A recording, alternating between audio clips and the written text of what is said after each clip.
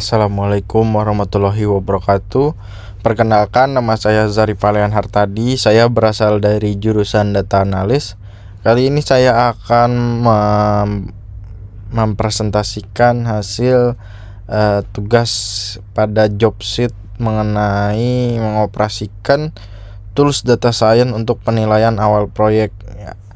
Jadi kita lanjut aja ya langsung untuk tugas satunya.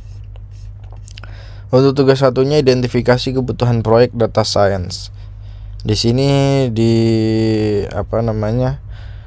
saya punya 5 tujuan analisis, yaitu yang pertama adalah menganalisis performa penjualan per wilayah. Kebutuhan informasinya adalah kota dan total belanja. Kemudian mengidentifikasi produk populer berdasarkan kategori. Untuk kebutuhan informasinya kategori dan jumlah. Selanjutnya untuk segmentasi pelanggan berdasarkan demografi, itu kebutuhan informasinya ada gender, umur, dan pelanggan royal. Kemudian untuk tujuan analisis evaluasi preferensi, ini maksudnya pelanggan loyal ya, maaf.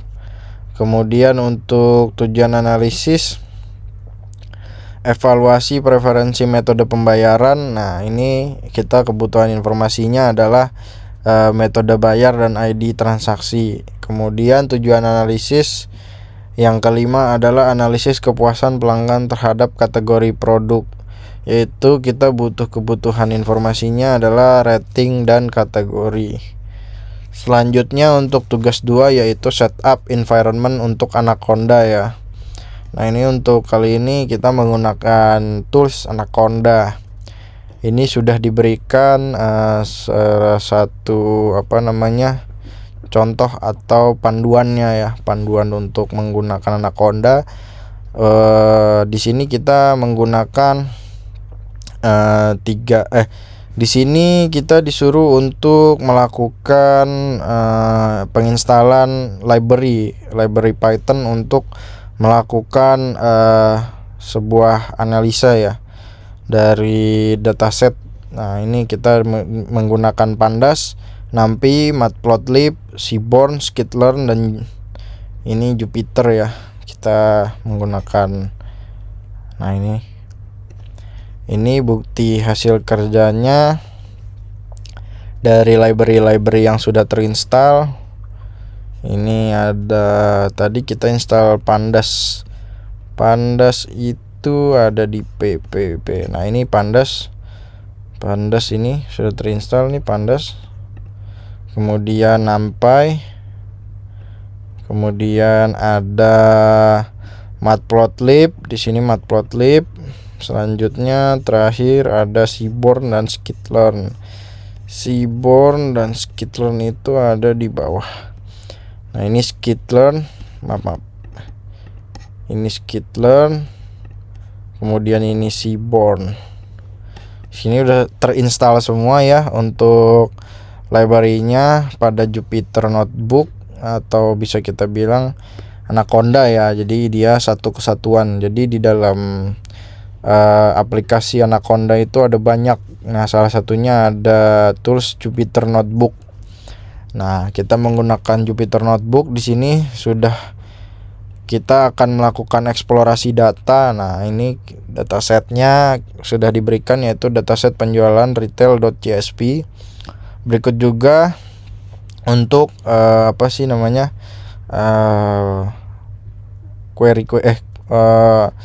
code-codenya atau coding-codingnya untuk melakukan eksplorasi data. Ini sebagai contoh. Nah, untuk yang pertama ini kita mengimport Pandas ya. Pandas itu untuk membaca data frame, untuk mengubah file CSV menjadi file yang bisa atau hal yang bisa dilihat oleh Python ya, bahasa Python untuk dilihat gitu. Jadi untuk melihat datanya itu menggunakan Pandas. Kemudian untuk Matplotlib ini untuk melakukan perhitungan statistika dasar atau statistika rumit juga bisa. Ini nih Matplotlib nih library-nya. Nah, ini DF sama dengan pd.read underscore CSV ini untuk membaca file CSV-nya dimasukin ke variabel df atau data frame.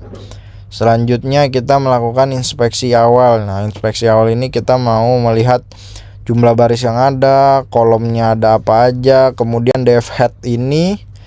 Nah, ini df head ini untuk melihat data teratas, 5 data teratas, 5 baris data teratas untuk semua kolomnya, untuk dilihat semua kolomnya juga bisa. Kemudian def info ini untuk melihat kolom-kolom di dalamnya, kemudian di dalam table tersebut atau entitas tersebut. Selanjutnya kita juga bisa melihat apakah ada missing value. Nah, itu bisa kelihatan juga. Cuma di sini kalau untuk dev info itu kita bisa melihat tulisannya hanya kolom dan not null, kemudian type atau tipe datanya. Jadi tipe data dari masing-masing kolomnya tuh apa gitu, itu bisa terlihat. Selanjutnya describe, kemudian nah ini baru visualisasinya nih. Visualisasinya total penjualan per kategori. Nah, ini dia ngambil kolom kategori dan total belanja ya. Nah, ini bisa dilihat. Nah, ini insight yang saya temukan. Jakarta merupakan kontributor pendapatan terbesar dengan total belanja mencapai lebih dari 922 juta, disusul oleh Surabaya 672 juta. Kemudian strategi retensi pelanggan seperti program poin atau garansi eksklusif sangat efektif diterapkan pada kategori elektronik. Sebaliknya, kategori buku dan makanan memiliki tingkat loyalitas rendah di bawah 45%, yang menunjukkan pelanggan cenderung mencoba-coba atau berpindah merek di kategori tersebut. Kemudian untuk insight yang berikutnya adalah metode pembayaran QRIS menjadi yang paling populer digunakan oleh pelanggan dengan frekuensi pengguna tertinggi 459 transaksi, mengungguli metode tunai dan transfer. Nah, ini adalah grafik yang dibuat oleh Python ya, Python library Python yang berada di dalam tools Anaconda menggunakan Jupyter Notebook ya. Nah, ini total penjualan per kategori. Ini elektronik yang paling tinggi ya, 250 juta. Ini 25 juta. 25 juta rupiah. Mana nih? 2.5 M ya harusnya ya ini ya. Kemudian untuk total pendapatan per kota juga nih, yang tadi dari insight saya, Jakarta disusul Surabaya yang paling tinggi pendapatan per kotanya. Kemudian untuk tingkat loyalitas pelanggan per kategori ini elektronik yang paling tinggi nih. Jadi orang elektronik, orang yang suka beli barang elektronik yang paling tinggi loyalitas ke ke kami sebagai penjual atau penyedia retailnya. Kemudian untuk proporsi penggunaan metode pembayaran QRIS ya, di sini 30,6% terlihat, disusul oleh tunai, selanjutnya baru transfer. Kemudian untuk kontribusi pendapatan per kelompok usia, nah ini ada Gen Z, Millennials, Gen X. Nah, untuk millennials ini yang paling tinggi ya, total belanjanya yang paling sering belanja nih di bagian atau di kategori kelompok usia millennials. Selanjutnya untuk tugas 4, analisis statistik dengan R. Nah, ini udah berganti, untuk toolsnya kita ganti ke R Studio menggunakan bahasa R ya. Ini ada perbedaan dari bahasa. Kalau tadi kita menggunakan Python, sekarang kita menggunakan R. Dan juga untuk toolsnya kita menggunakan R Studio. Untuk R ini kita mendapatkan salah satu contoh contoh codingannya ya untuk di R Studio menggunakan bahasa R. Di sini kita sama sebenarnya. Untuk tahap-tahapannya kita harus mengimport library-nya. Cuma di sini library-nya untuk cara importnya dan library-nya beda ya dengan Python, karena di sini menggunakan dplyr dan ggplot 2 untuk library-nya. Kemudian cara bacanya hampir sama juga untuk membaca data frame-nya. Kalau ini dia menggunakan data sebagai variabel untuk pembacaan data frame-nya. Kemudian untuk statistikanya seperti ini, box plot. Nah, ini ada perbedaan ya. Untuk yang tadi kalau kita mau lihat total belanja per kategori barang ya. Nah, kalau ini untuk melihat outlier atau persebaran datanya, distribusi datanya berdasarkan kota total belanja. Nah, ini adalah bisa kita lihat nih ya. Ini adalah hasil dari codingan yang tadi di atas ya untuk bahasa R. Ini bisa dilihat nih, yang titik-titik ini per kotanya adalah outlier yang berada pada kota-kota seperti Surabaya, Denpasar, Medan, Semarang, Jakarta, Bandung, dan Makassar. Jadi ini ada outlier nih. Ini perlu bisa kita hilangkan outliernya, atau apakah outlier ini tidak perlu dihilangkan karena mungkin ada satu orang yang belanjanya sampai miliaran gitu ya. Itu tergantung juga, itu harus dianalisa juga untuk dari distribusi datanya. Kemudian nah ini ada pertanyaan di nomor 5, bandingkan hasil di R dengan hasil di Python pada tugas 3, apakah angkanya konsisten?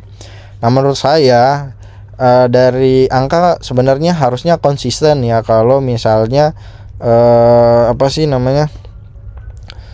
dari hal yang dibandingkan itu sama, maksudnya kalau misalnya tujuannya sama gitu.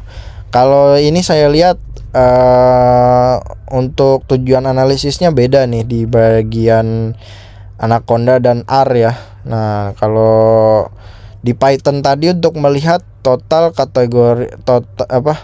belanja di baik kategori. Kalau ini kita mau lihat distribusi total belanja per kota gitu. Jadi untuk perbandingannya gak bisa dibandingin, tapi secara umum data dalam kedua grafik tersebut terlihat konsisten, namun menyajikan sudut pandang yang berbeda dari dataset yang sama. Jadi ini kita mau lihatnya gak bisa dibandingin karena ya tujuan analisisnya beda. Yang satu untuk bar chart ya kan, fokus pada total penjualan per kategori. Kemudian untuk grafik R ini untuk box plot, fokusnya pada distribusi total belanja per kota. Jadi beda ya, seperti itu. Kemudian tugas 5 menggunakan Google Colab. Nah, ini untuk tools yang ketiga ya. Berarti tadi ada Anaconda,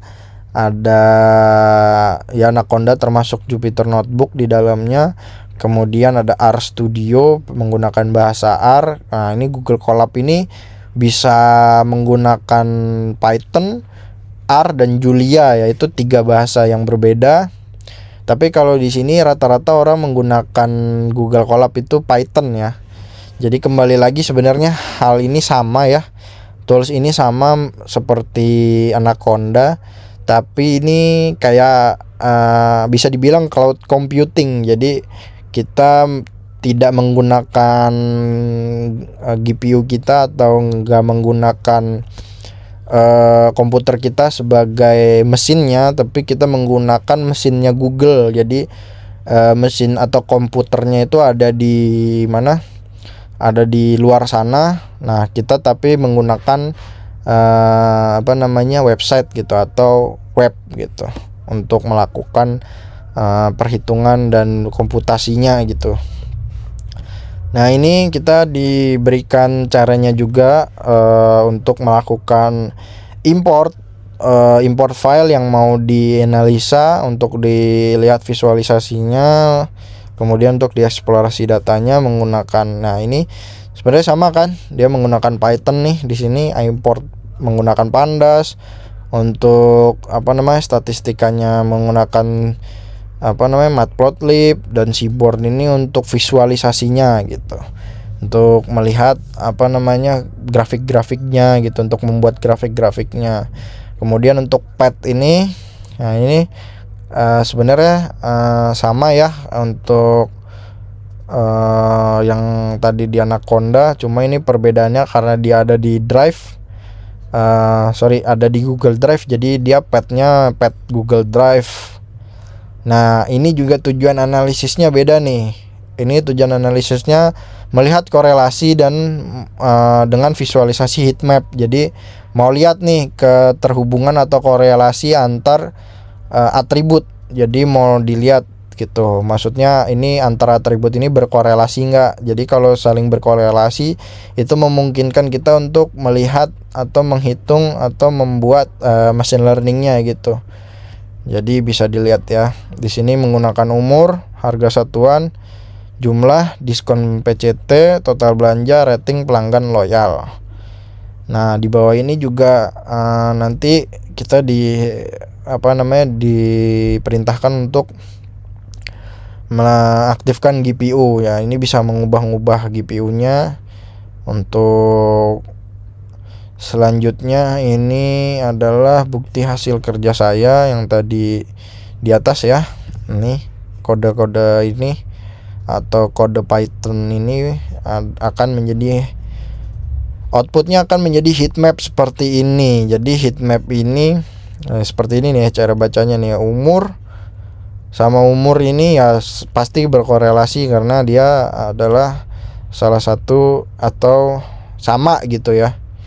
Kemudian nah ini nih total belanja sama harga satuan berkorelasi nih karena harga satuan itu total belanja itu didapatkan dari harga satuan dikali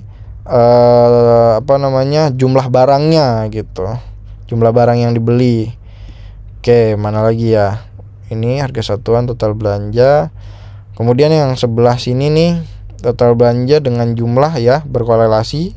Itu juga sama karena ya yang tadi saya bilang total belanja itu bisa didapatkan dari harga satuan dikali jumlah. Jadi ini tiga kolom atau tiga atribut ini sangat berkorelasi. Kemudian yang ketiga nih di rating sama diskon PCT ini berarti diskon ya. Di kolom diskon ini juga sangat berpengaruh gitu, saling berketerkaitan gitu, berkorelasi untuk fitur-fiturnya gitu. Oke, ini sebenarnya bisa dibilang fitur, atribut atau kolom ya kalau di dalam table. Ini semua ini kolom, atribut, terus bisa dibilang fitur gitu. Jadi sama aja ya. Oke, selanjutnya untuk tugas 6. Nah, untuk tugas 6 ini membangun workflow visual. Nah, ini kan disuruh milih nih. Ada 3 tools ya. Ada RapidMiner, Kineme, Analytic, dan Orange. Sebenarnya dari 3 ini saya lebih memilih RapidMiner karena lebih kompleks ya. Jadi sebenarnya sama aja ya dari ketiga ini, cuma dari segi nyaman atau kompleksnya lebih suka Rapid ya, jadi lebih nyaman di Rapid. Nah ini adalah tata cara untuk menggunakan Rapidnya. Ini sudah dipandu ya sama job sheet ini.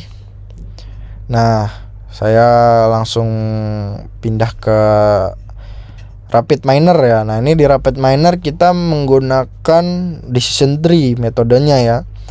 Ini kita masukin dulu untuk toolsnya untuk create CSV, kemudian set role, select attribute. Nah ini split data untuk membagi datanya antara 70 sama 30 ya, sesuai yang tadi disuruh tadi di sini nih,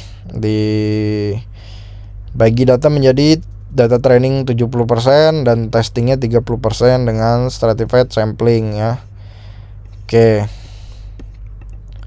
Setelah itu untuk modelnya decision tree, kita melakukan aplikasi pada model, kita mau lihat performance-nya juga. Nah, habis itu kita run. Setelah di run ini resultnya. Nah, resultnya ada banyak nih, ada akurasi, ada precision, ada recall, ada F1 score ya. Tapi di sini tulisannya F Mercer. Kemudian ada AUC. Nah, Di akurasi kita mendapatkan 60,38%. Ini kurang bagus ya untuk akurasinya. Kemudian presisinya 58,9, itu juga ya setengahnya ya, berarti kurang bagus juga. Recallnya 52,23%, itu sama, kurang baik. Untuk F1 skornya itu ada di 55,36. Nah ini sebenarnya harus dituning lagi ya untuk mendapatkan hasil maksimal. Namun kalau dituning itu berarti kita memaksakan. Nah, kita coba nanti pada materi berikutnya ya. Ini akurasinya kita mendapatkan 60,38. Nah, bisa dilihat di sini 60,38, 58,9, kemudian 52,23 untuk F1 skornya 55,36. Nah ini AUC-nya mendapatkan 0,634 ya. Selanjutnya tugas 7, menyusun matriks evaluasi tools. Nah ini saya menentukan 3 kandidat ya, 3 kandidat toolsnya, yaitu ada Google Colab, RapidMiner, ada sama Anaconda. Nah ini bisa dilihat ya. Untuk penilaiannya, kemampuan tim skill, kemampuan tim, fleksibilitas algoritma, biaya lisensi infrastruktur. Ini di Rapid ya, dia mendapatkan poin 5 ya, skor 5, karena ya dia agak ribet ya kalau soal license ya dibanding Anaconda dan Colab, karena mereka udah tinggal pakai aja sebenarnya. Kemudian scalabilitas data besar. Nah ini ada sebenarnya untuk Google Colab bisa ya, cuma itu runtime-nya agak lama. Kalau RapidMiner dan Anaconda ini di angka 7 sama-sama. Untuk selanjutnya reproducibility atau edit dan version control, menurut saya Anaconda yang paling ini karena dia bisa offline ya. Kemudian dukungan komunitas dan dokumentasi. Nah ini RapidMiner ini agak sulit ya, karena dia berbayar, jadi berbayar ya. Dia untuk mengunlock sesuatunya harus berbayar. Kemudian ini tanda tangan sudah ditandatangani. Oke, lanjut tugas 8 untuk penyusunan dokumen penilaian awal tools. Nah ini saya udah buat laporannya. Kemudian kita lanjut. Nah ini untuk latar belakang kebutuhan proyeknya. Proyek ini merupakan bagian dari program peningkatan kompetensi kompetensi analitik data.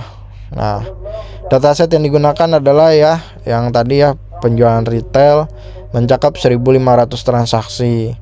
Permasalahannya yang dihadapi adalah analisis awal terhadap dataset, eksplorasi dan pembersihan data, analisis statistik deskriptif, permodelan, prediktif, dan visualisasi data. Kebutuhan toolsnya itu ada RapidMiner, Google Colab, dan Anaconda. Nah ini yang tadi saya bilang ya, Google Colab tuh sebenarnya gratis tapi bisa berbayar juga, cuma gratis juga sudah baik gitu. Kemudian untuk RapidMiner ini free, tapi kalau mau unlock ada beberapa yang harus di unlock, itu harus berbayar. Kemudian Anaconda. Nah ini Anaconda yang tadi saya bilang ya, kalau kita masih mau buat belajar atau individual itu gratis dia, tapi kalau udah tahapnya enterprise atau perusahaan itu harus bayar ya. Masing-masing punya kelebihannya dan kekurangannya. Kemudian nah ini tadi matriks evaluasi toolsnya yang tadi saya buat. Untuk tools yang pertama Google Colab, kedua RapidMiner, kemudian yang ketiga adalah Anaconda. Nah kemudian rekomendasi tools. Nah ini ya, Anaconda menurut saya adalah tools yang paling bisa diandalkan ya dibanding RapidMiner dan Google Colab. Karena Google Colab kalau kita offline selesai. Nah kalau untuk Anaconda dia bisa offline. Kemudian untuk RapidMiner agak sulit untuk pemula untuk melakukan hal-hal yang rumit, itu udah agak sulit ya, maksudnya harus berbayar gitu tools-toolsnya. Nah ini keunggulan Anaconda sebagai tools utama ada kelengkapan ekosistem. Anaconda hadir dengan 1.500 paket data science yang siap pakai, termasuk Pandas, NumPy, Scikit-learn, Matplotlib, Seaborn. Semua yang dibutuhkan untuk proyek analitik data penjualan retail ini sudah tersedia tanpa instalasi tambahan. Independen dari koneksi internet, nah yang tadi saya bilang ya, jadi dia nggak perlu koneksi internet, jadi kalau itu bisa offline. Kemudian manajemen lingkungan virtual Conda, nah ini virtual environment manajemen memungkinkan tim untuk bekerja dalam lingkup Python. Nah ini bisa kerja bareng-bareng gitu. Kemudian antar mukanya fleksibel juga karena dia notebook gitu, jadi sama sebenarnya kayak Google Colab. Ada GUI-nya juga. Kemudian scalabilitas tinggi, mendukung integrasi dengan DAX, Spark, dan library komputasi paralel lain untuk menangani dataset yang lebih besar dari 1.500 baris di masa mendatang. Nah, yang terakhir nih yang paling kita ini ya, gratis dan open source gitu. Versi individual Anaconda tersedia sepenuhnya gratis, jadi nggak perlu unlock inilah itulah. Cuma emang dia agak ribet karena kita harus melakukan coding gitu. Untuk orang yang tidak biasa melakukan coding Python dan tidak punya basic untuk melakukan coding, jadi dia agak sulit itu untuk melakukan analisis datanya gitu. Untuk peran komplementer ke Google Colab, nah Google Colab ini direkomendasikan sebagai tool. Oke, selanjutnya kita lanjut ke estimasi sumber daya.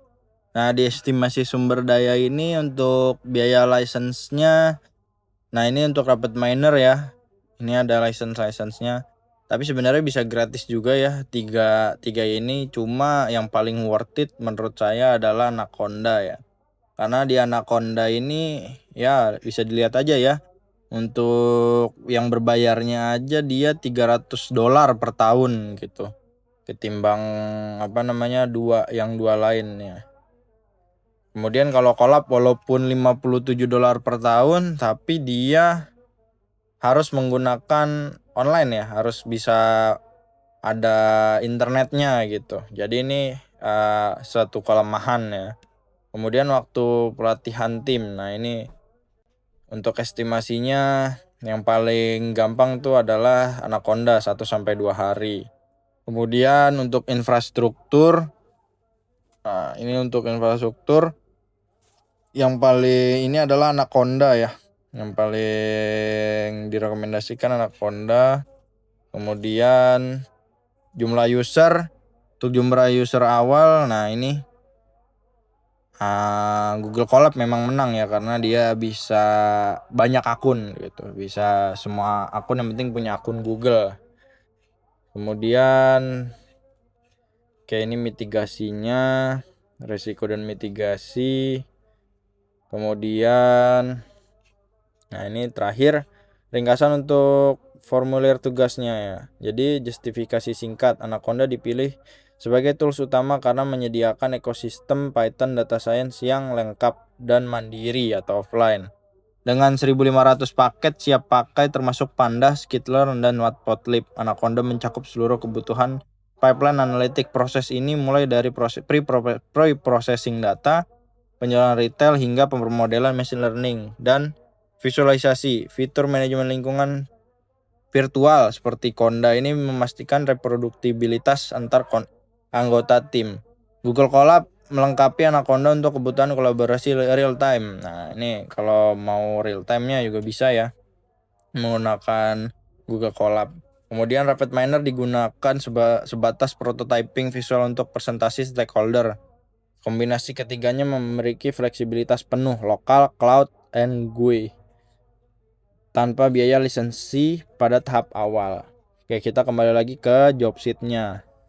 Ini justifikasinya ya, yang tadi sudah saya jelaskan. Kemudian tugas 9.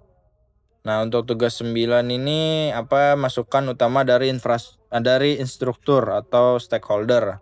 Masukan utama dari instruktur atau stakeholder mencakup kebutuhan untuk melakukan siklus analitik data penjualan retail secara penuh, mulai dari pembersihan data, analisis statistik, hingga permodelan machine learning dan visualisasi yang dapat dipahami oleh pihak non-teknis. Selain itu, stakeholder menekankan pentingnya penggunaan tools mendukung kolaborasi tim dengan berbagai tingkat keahlian teknis, dari pemula hingga mahir. Apa dokumen penilaian disetujui? Jika tidak, apa yang perlu direvisi? Dokumen ini direkomendasikan aku sebagai dokumen ini disetujui ya. Kemudian pelajaran apa yang dapat diambil dari proses ini untuk proyek selanjutnya? Nah, ini standarisasi lingkungan, keamanan data, disverifikasi tools, kemudian pendekatan multi level. Oke, sekian dari saya untuk tugas